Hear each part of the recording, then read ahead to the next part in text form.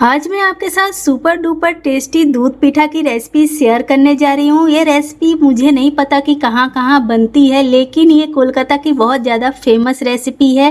ये संक्रांत के टाइम में यानी कि खिचड़ी के टाइम में वहाँ पर हर घर पर बनती है और बनाना बहुत ही आसान है, खाने में बहुत ज़्यादा स्वादिष्ट लगती है। बहुत प्यारी सी रेसिपी है। तो इसे बनाने के लिए यहाँ पर मैं ले रही हूँ 3 कप दूध। आप जिस कप या कटोरी से मेज़रमेंट कर रहे हो उसी से आपको हर चीज़ का मेज़रमेंट करना है।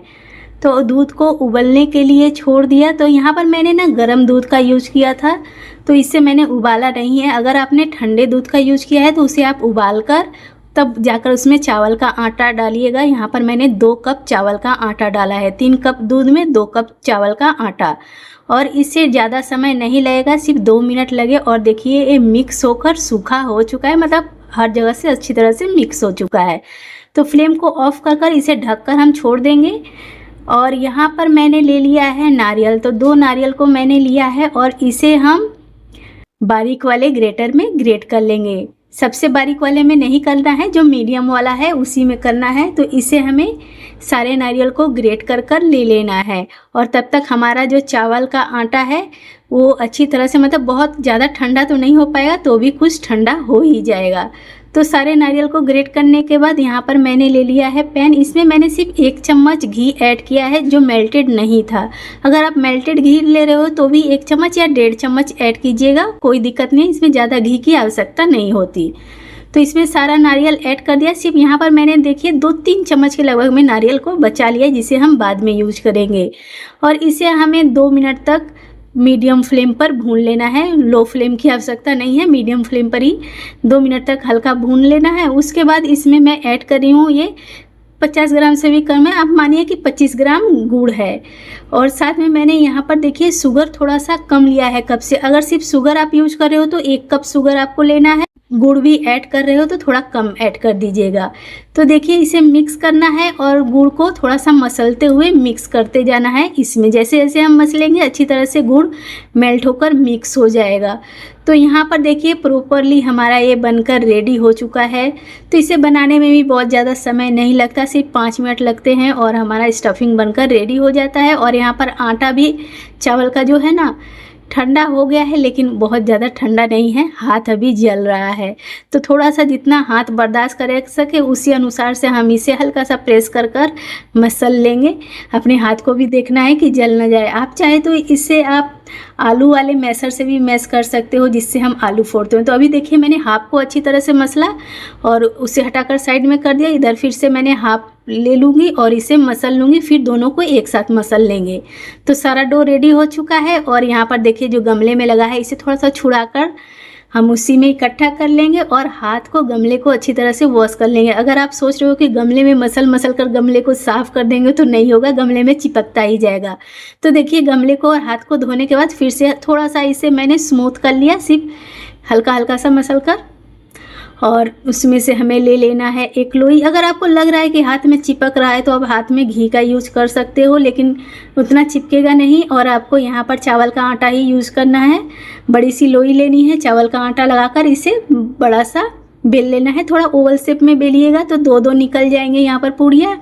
अगर गोल बेलोगे तो एक ही निकलेगा, क्योंकि हम इसे कटोरी से कट कर रहे हैं, तो कटोरी से ही कट करना है। तो मैं 2 तरह से आपको बनाकर दिखलाऊंगी कि आप कैसे कैसे इसे बना सकते हो। तो यहाँ पर देखिए छोटा सा मतलब लोई ले लेना है नींबू के आकार का, और इसे आपको कटोरी की तरह बना लेना है। और हर जगह एक बराबर ही रखना है, ये नहीं है कि कहीं से मोटा आपने रखा कहीं से पतला रखा, हर जगह से बराबर रखना है।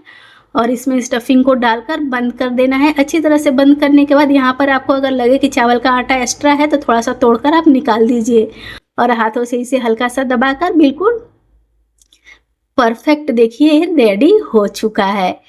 तो ये तो एक तरीके से मैंने दिखाया। और दूसरा तरीका यहाँ पर देखिए, आप गुजिया कटर जो होता है, हमारे यहाँ पर इसे मुर्की कहते हैं, मुर्की कटर। तो उसमें आप इस पूरी की तरह जो रोटी है उसे रखना है, स्टफिंग को डालना है, दबा देना है, फटाफट से रेडी। तो आप चाहे तो ऐसे बना लो या फिर वैसे बना लो। ऐसे बनाने से क्या होता है ना, जो ऊपर से जो कट करने पर निकल रहा है, जो दब रहा है ना पतला वाला, वो थोड़ा बहुत पकते वक्त हमें चलाते वक्त टूटने लगता है, और जो हम हाथ से बनाते हैं उसमें से कहीं भी टूटने का झंझट नहीं होता है। तो देखिए, तो आप दोनों तरह से किसी भी तरह से बना सकते हो। तो यहाँ पर इतने सारे मैंने रेडी कर लिए हैं, इसी तरह से मैं सारा रेडी कर लूँगी। उसके बाद हम इसे ऐड करेंगे गरम गरम दूध में। तो यहाँ पर मैंने 2 लीटर दूध को उबलने के लिए छोड़ा था, जो अब हो चुका है 1.25 लीटर, यानी कि 1 कप रिड्यूस हो चुका है। तो यहाँ पर फटाफट से 1 कप शुगर ऐड करेंगे और शुगर के मेल्ट होने तक का वेट करेंगे। तो देखिए, शुगर मेल्ट हो चुका है। फटाफट से इसमें सारे पीठा को हम ऐड करेंगे और इसे अब हाई फ्लेम पर हम 10 मिनट तक पकाएंगे। फ्लेम को लो नहीं रखना है, हाई रखना है।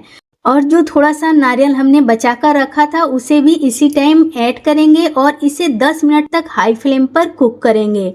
अभी 5 मिनट हो चुके हैं, तो मैं इसे थोड़ा सा चला दे रही हूँ कि ये अच्छी तरह से चारों तरफ से पक जाए। तो इसे पकते हुए अब हो चुके हैं और 5 मिनट, यानी कि टोटली 10 मिनट हो चुके हैं और बहुत अच्छी तरह से ये कुक हो चुका है। इसका दूध भी गाढ़ा हो चुका है और कलर भी आप देखिए चेंज हो चुका है। तो ये कलर ना थोड़ा सा दूध गाढ़ा होने की वजह से भी चेंज होता है और थोड़ा सा 1-2 जो इसमें हमारा पीठा फट गया है और जो गुड़ वाला स्टफिंग है वो बाहर निकल गया है, उसी की वजह से भी और इसमें कलर आया है। तो देखिए, यहाँ पर मैंने इसे सर्व कर दिया है। आप देख सकते हो ये कितना प्यारा बनकर रेडी हो गया है, और जैसे ठंडा होगा ना वैसे और इसका दूध गाढ़ा हो जाएगा। तो इसे मैं थोड़ा सा गुड़ से गार्निश कर दे रही हूँ। ऊपर से मैंने थोड़े से पिस्ता लगा दिए हैं। ये तो ऐसे ही बनकर रेडी है, ये सब करने की आवश्यकता नहीं है, लेकिन देखने में थोड़ा सा अच्छा लगे इसलिए मैंने इसे गार्निश कर दिया। तो यहाँ पर हमारा बहुत ही प्यारा टेस्टी सा दूध पीठा बनकर हो गया है रेडी। और देखिए आप इसका टेक्सचर और कलर कितना प्यारा, एकदम सॉफ्ट, मुंह में डालते ही घुल जाए, बहुत ज़्यादा स्वादिष्ट।